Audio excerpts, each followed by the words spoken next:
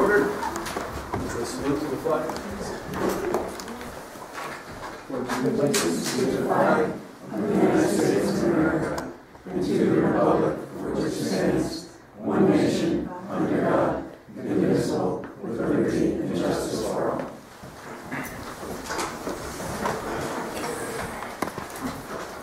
Let's see, we have a few pieces of correspondence. The first is from Charter Communications, which is to inform us that Comcast Corporation has decided to terminate its merger agreement with Time Warner Cable and its related transactions with Charter Communications.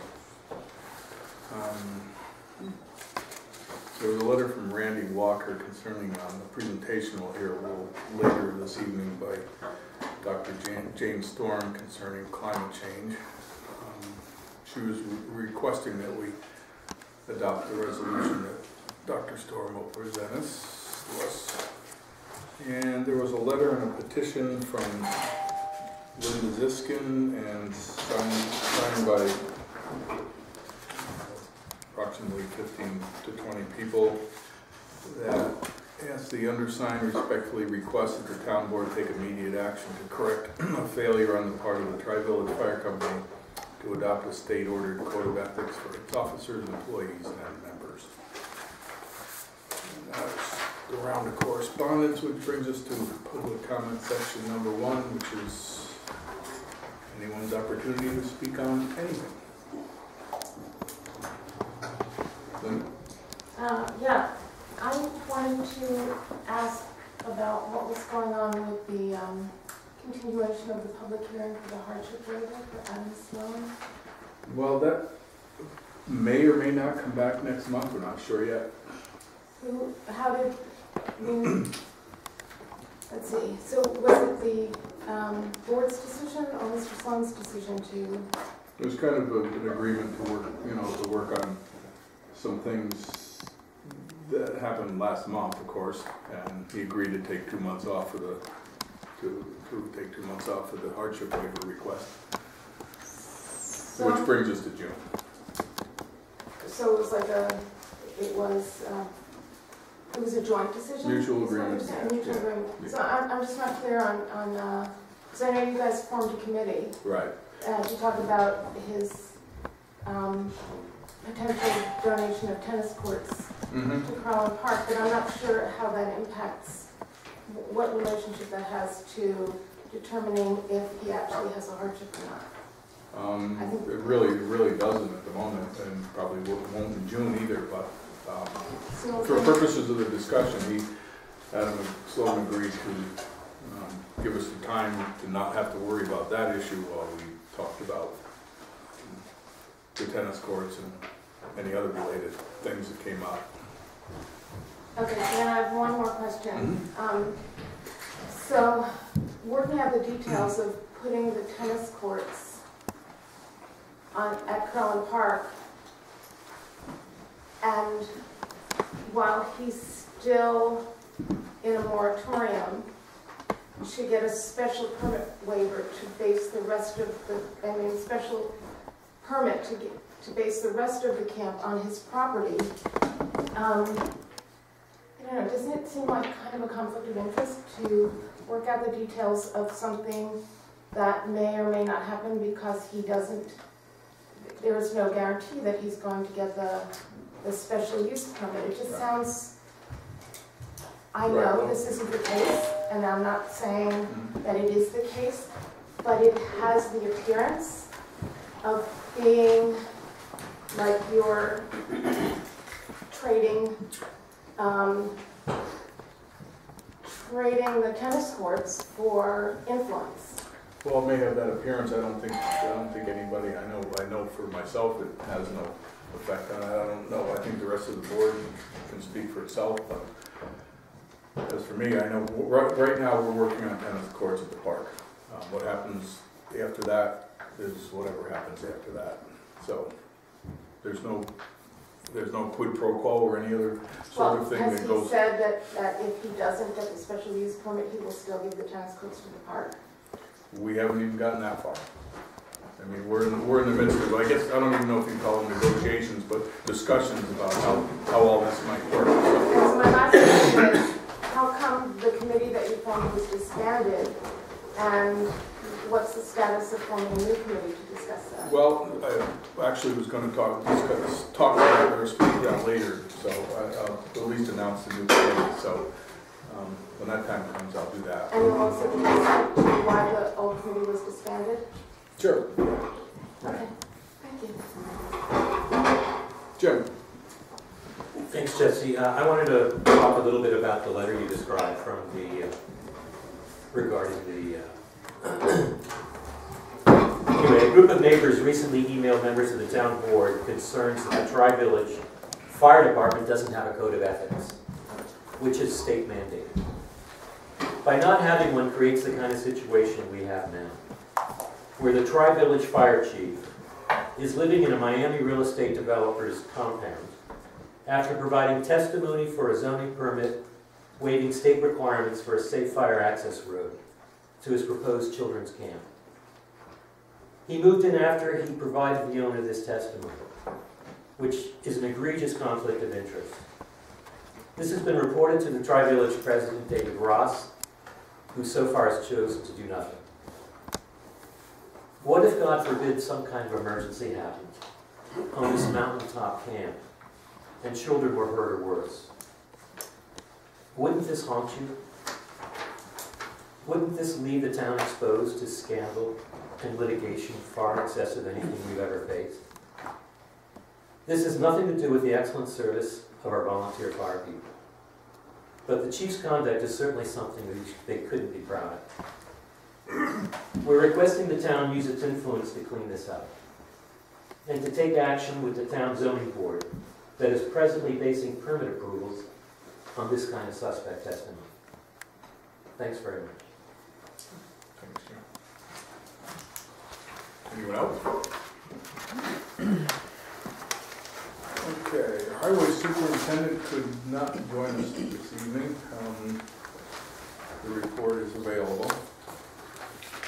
Recreation, we had a report. Code enforcement, special dog control, we have a report. So that brings us to Environmental Management Council. Deirdre, Jen? Yep. I just wanted, before we get to that, to report on a couple of things. One is that you may remember EMC was asked to put together a task force on the Dewey-Local situation, specifically to examine the water testing that was being done by the EPA downstream of the Dewey-Local landfill. We have been working for about a year. We've, at this point, looked at tests, all of the tests done by the EPA. We looked at tests done by the Kinderhook Lake Corporation in Kinderhook Lake, and we've looked at tests done south of the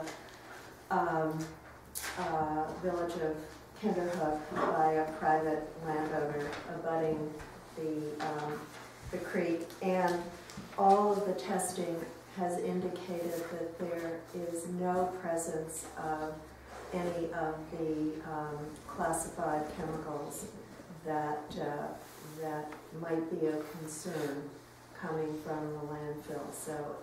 So it looks very good. We are giving, we're drafting a task force report which will be delivered, I think, this week, and we don't see any need to continue the work of the task force unless asked by the Board of Supervisors, although we do recommend continuing to monitor the Dewey-Local situation. I wanted to let you know that the county is doing a global county source water study. You remember our study was being done and then was interrupted by lack of funding, but we got we did an application to the Hudson River Greenway, got some funding. The county matched some of the funding for that, and that is enabling the New York State Rural Water Association to continue its work, not just for our town, but for the entire county. There's a number of towns that have already had in the past had source water studies done, and now those are being put together. The missing towns are being done, and it'll probably take another year before the entire thing is done, but it is in the process, which is great news for our county. I also previously told you about the work of the Hudson River Estuary Program and Cornell Cooperative Extension in producing, the Hudson River Estuary Program of DEC and Cornell Cooperative Extension in producing a cookbook, a really wonderful manual for municipalities, towns and municipalities to do a natural resources inventory.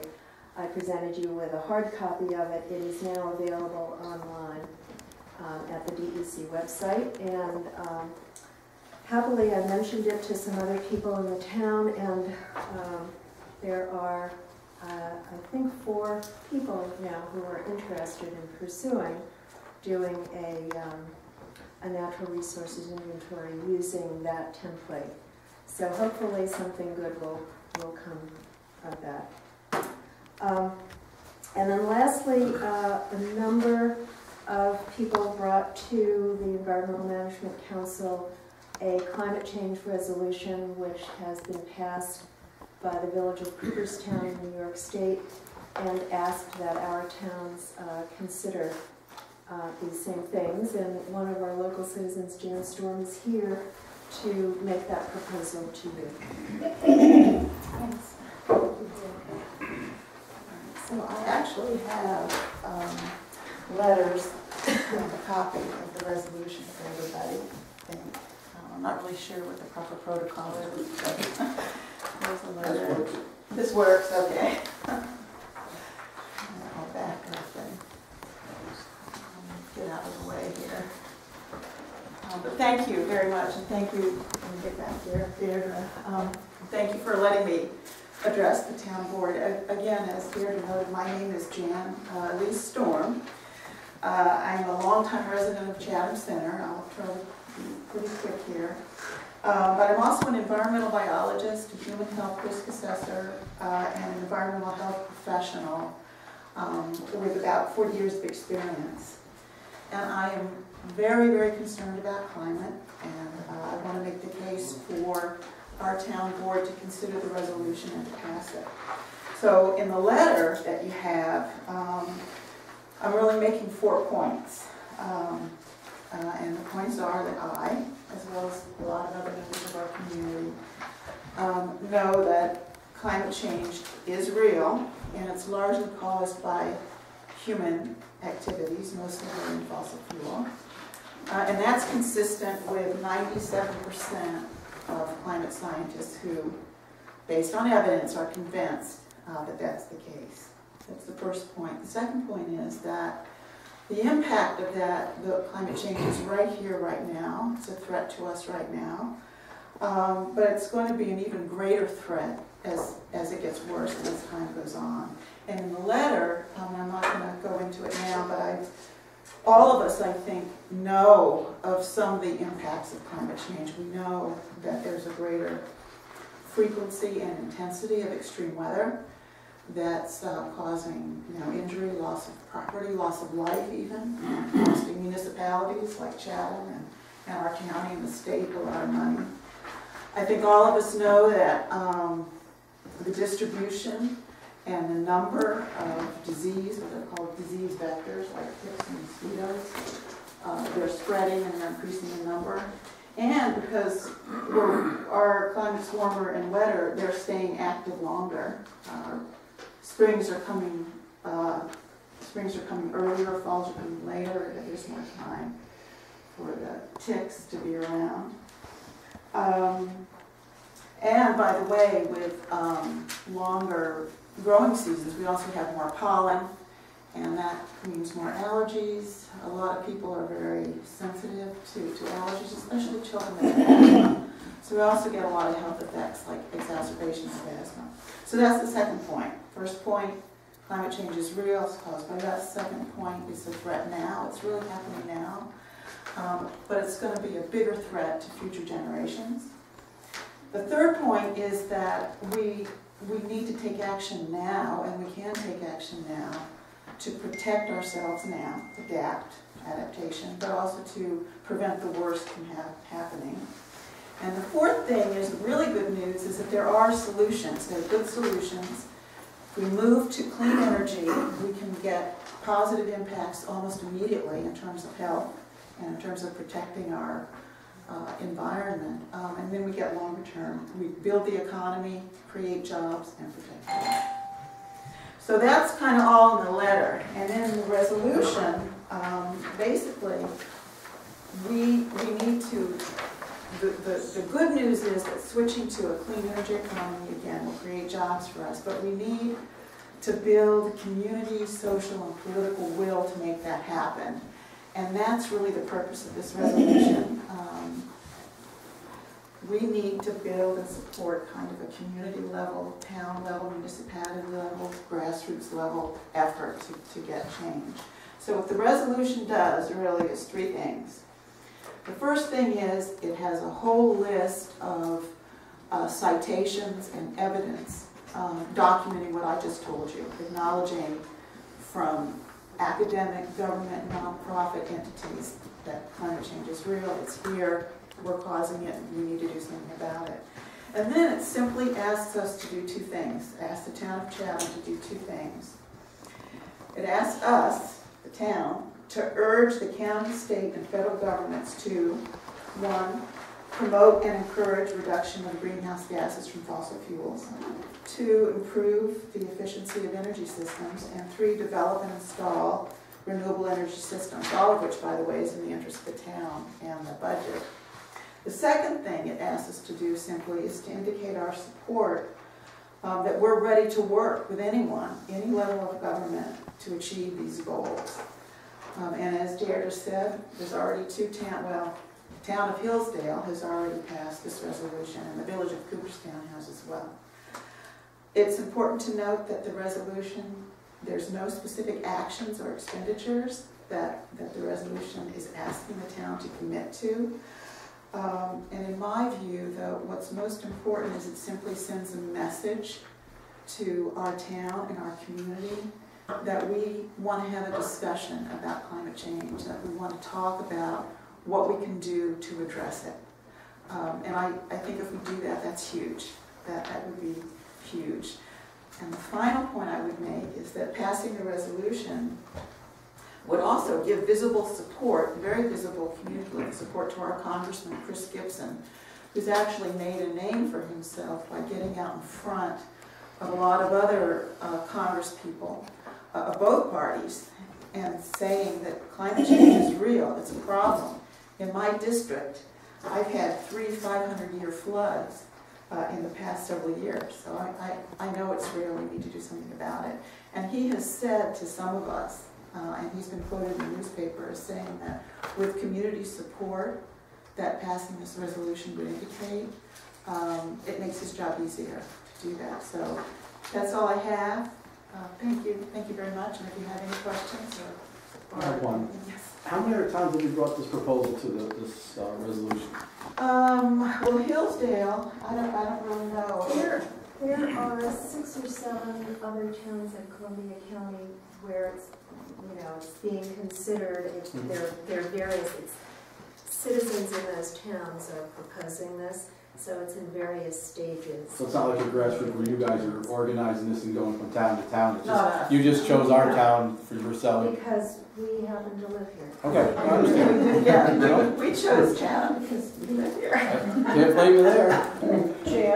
Jan, by bringing this public awareness and interest in the town, fortifying that with the town decides to pass the resolution, then what? What happens within the town? Well, is there a second stage, or is there something else that the town does in formulating a committee to look into X, Y, Z? That's a really, really good question, and I think what we hope, by supporting this resolution, is that it would open up a dialogue to have the town discuss what the next steps are, and there are a lot of next steps. I mean, one of the things that I know some of us are aware of, for example, is the DEC's Climate Smart Communities program, which offers help, sometimes technical consultant type help, to help communities become sort of climate smart. And that takes the municipality, you know, to kind of pick up the phone and call the Climate Smart Community representative and ask them to come down and sit down and talk with the community and say, what do we need to do to become climate smart and how can you help us? Do they do an actual survey? Do they come into the town and do a survey like that and they could give them advice? They don't, but they can identify the resources within state government that can help you to do that. One of the things I wanted to mention is we just had a presentation from the Climate Smart Communities program at the Environmental Management Council. Apparently, a number of New York State programs, or funding programs, are going to be asking on their funding applications whether an applicant is a climate smart community. It will not necessarily be a disqualifying event if you're not, but it may add points to your, you know, to your evaluation score if you are. So that's something that seems to be happening now at the state government level. One of the other things I should mention that Cooperstown did is they are now working on a nonprofit municipal solar energy program. It would make much cheaper energy available to a consortium of local governments and nonprofits. And they're using they have a request for proposals out and have identified various energy firms that will construct that solar project for them. So there are a whole range of things from conservation to actual green energy programs and green energy projects that could be considered. Some other things that some towns have done is they've considered adopting least impact development standards for all of their municipal projects, and some towns are also looking at their land use regulations and making sure that they are able to deal with solar and wind projects in those land use regulations. Many towns don't have regulations governing that, and probably should include them in their land use regulations. So that's just sort of a smattering of the things that Deirdre, can be done. do you see this falling under the Chatham Conservation Committee, Advisory Committee? The Chatham Conservation Advisory Council, you could I certainly think that's something that could, that if there were such an advisory body could look at. No, I mean, this kind of falling under that committee. I'm sorry? This activity falling into that committee. Sure, I think that could be done. That seems like a logical place. Problem is you have nobody that's on that committee. We Well, still haven't got any members in the committee. We may have some people that, they couldn't be here tonight, at least I know one person couldn't, because there's a meeting over in, is it Carroll? Catskill. Jen, would you be willing to sit on that committee if we could, on that advisory, or this would be something that they would discuss, and you got the knowledge on it? Sure, absolutely. That would be great. Wonderful. I remember up at my camp a couple years ago, they had a 100-year storm up at Keene. Spent a few dollars on the roads and bridges up there. Blew up the causeway to our camp. Took a little brook. Two little brooks came together. My brother took a video of it, and Mason, there's a guy up there, had it down at DEC for it. Put it into a river. Took trees out and everything, This is impacted us personally. Stranded, my brother's family up there, they've eaten FEMA burgers. You know what a FEMA burger is? Yeah, you don't want to eat too many. You don't want to eat too many of them, you know, they live on FEMA burgers. And that's what we're all gonna be living on pretty quick if we're not careful. But I appreciate, Maria, your question, because you were asking a good follow-up question, like, this is the first step, but what would we do after that? And you also identified a good committee for it to go to. And then, Henry, you asked a couple good questions too about what other people were doing and whatnot. And I'm glad you guys are. How would you like to serve on that committee? Well, I've been taught a lot of things, and one of the things, I'm 69 years old, one of the things I learned is, thank you so much for your interest. And let me think about it, and I'll get back to you in a couple of days.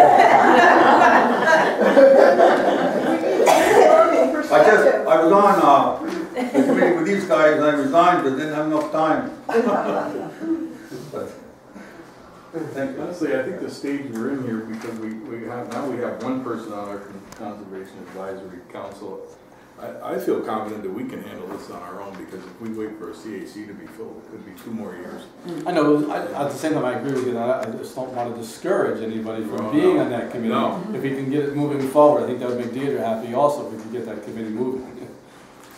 So, that being said, would we like to think about this for a month, or would we like to vote on it tonight? So what's the pleasure here? I'd like to read it. I mean, we got an email today, but I haven't read this, so I got your explanation, but I'd like to read the resolution and everything first. I'd like to table for our next meeting. Yeah, that makes sense. Maybe by then, if you could talk to those 4 people that you mentioned, we can have a 5-man committee. Yes? I'd be happy to. Great. Anybody down that end? Everybody good? Yeah, put off next. That sounds okay, yeah. I suggest we review this CAC language that we have in our town law. And maybe you can give us your recommendation. Okay, thank you. That's what we'll do. We'll hold on to it and read it. Be back next month. Possibly vote on it. Thank you. Thank you. Justice Court, we had a report. Assessors, our assessor Dan Hurst is with us tonight to talk about solar exemptions. Yeah, I sent you a piece of information. Basically what's happening now is when somebody puts solar panels or whatever on their property, I do nothing. The county is about 50-50 on that. Some of the assessors add value, some don't. Basically the reason I don't is if they add solar panels to their property or something like that, there's a 15-year exemption that they get along with that. So if let's say I add $10,000 of value, there's a 15-year exemption that takes $10,000 off their assessment. So it's kind of a moot point.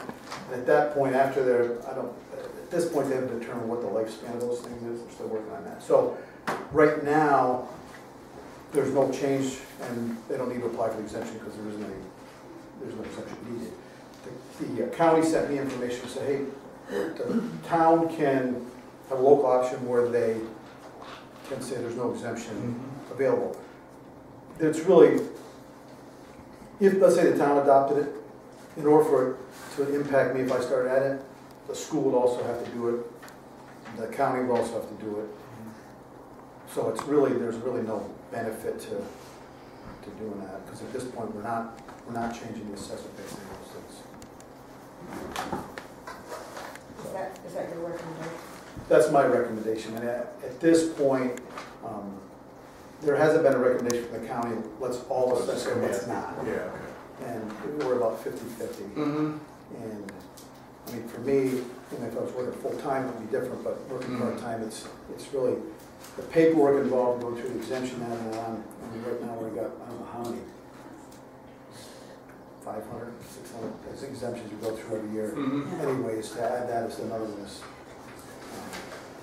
I don't really know what to do. Well, I'm concerned about the residents though. That it's in their best interest that we leave it as is. Yeah, at this point, yeah, there's no change to there, Right. and there's no paperwork for them to do in terms of, for me, so. And the residents who have, you know, contacted me, and typically, what's happening now is the installer will contact me and say, okay, here's the exemption, it's possible, and I say, okay, at this point, we're not changing the exemption, so or changing the assessment, so there's no reason for that. And I talked to a number of residents as well. So Gene is a former assessor, what do you think? I'm also against it. I Okay. agree with you. I read through the exemption language, and the whole exemption thing is a gray area. And if we're assessing it, we have to figure out how much the solar system adds to the value of the property, and who knows that? Right. It's kind of just a gray area to try to administer. And There's no yeah. positive impact No, on the and- community, I don't No, see. there's no benefits, at Right. this point, there's no benefits. Why would we make No. any type of change and make The only, another? the potential negative impact would be if let's say I raise their assessment $10,000, they don't get the paperwork in on time, then now their assessment's increased and they But missed you're it. not doing it. Right. Right, but I'm not, so.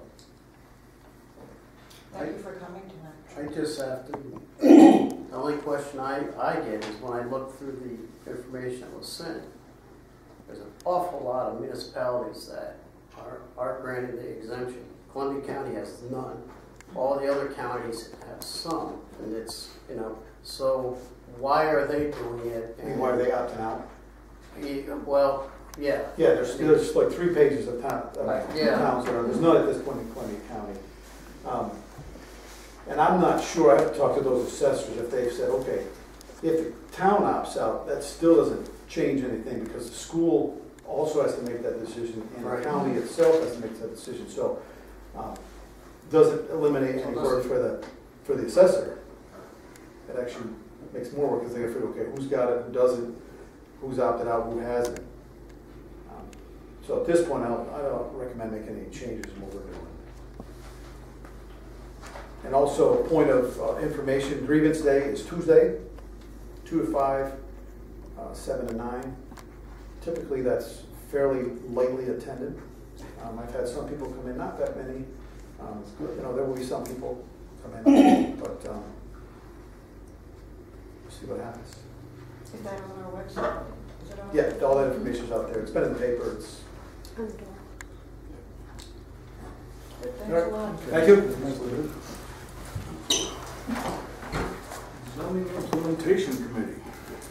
We'll let Tal take that. Okay.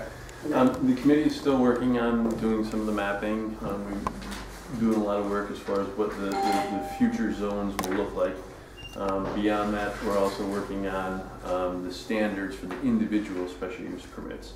In our current zoning law, our special use permits are granted or denied just using very general standards of review and approval, which is a good thing for most. But there are a number of special uses which would have more intense impacts on the neighboring properties, and so we're having standards that apply to each one of those.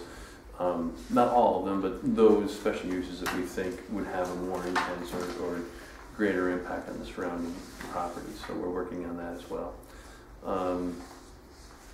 Trying to put together a Saturday marathon meeting. We did that for the definitions a couple of months ago. We'd like to do it again for the special use permits. It's a lot tougher now. Summer's coming to try and get 5 people in one room at the same time.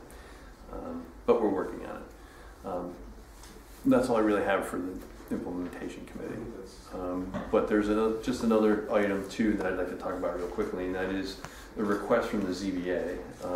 They would like you to think about potentially coming up with some plans about how to better police their recommendations and conditions of approval. In the past, they've seen some complaints from folks who felt like their conditions of approval were not being enforced. A lot of times, if there are those complaints, they happen on the weekend, which means that you probably won't get a reply until Tuesday morning when Walt gets here. And by then, if there was a violation, certainly it's not there anymore. one of the ways we could do that is potentially speak with and get into an municipal agreement with the village, perhaps with the village police, and authorize them to help with our code enforcement. Of course, that would cost money. Another would be to hire somebody part-time who could be on call on the weekends. Cost money as well. But it's something to think about, and something we probably should kick around a little bit for some ideas.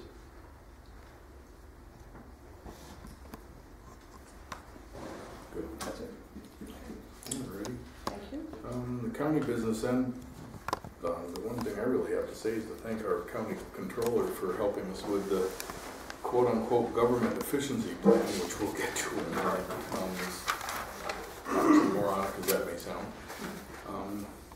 Town comptroller, we have a report, even though we unfortunately do not have a town comptroller right now. We now have 4 applications for the position. The deadline is tomorrow, and then we need to set up a schedule for when we do the interviews. So,